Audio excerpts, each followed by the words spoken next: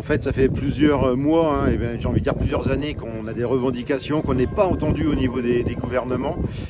Au niveau agricole, les demandes elles sont vastes, quels que soient les départements, quelles que soient les productions.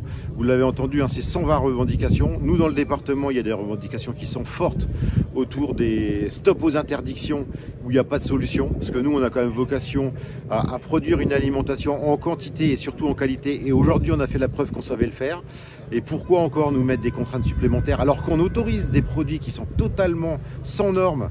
Et ça, c'est inadmissible. Aujourd'hui, on est capable d'acheter du produit étranger qui n'a jamais été contrôlé. Ça, c'est insupportable. Et puis, on a les agriculteurs aujourd'hui qui ne comprennent pas non plus pourquoi on est obligé de leur mettre en place de la jachère. Voilà. Alors, soit disant que c'est une norme européenne, alors qu'on est dans une période plutôt un peu de critique quand même au niveau mondial, où la denrée alimentaire, elle va devenir très très rare. Et on nous dit l'année prochaine c'est 4% de jachère, insupportable. Ça fait depuis le mois de novembre qu'on a démarré nos actions, on a été à la préfecture, on a retourné les panneaux symboliquement de nos villages pour exprimer ce ras-le-bol et dire on marche sur la tête.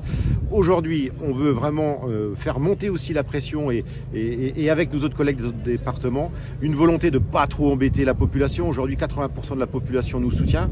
Donc on a fait un petit peu d'opération escargot entre Vitry et Somsou. Les collègues de Cézanne sont venus nous rejoindre à Somsou.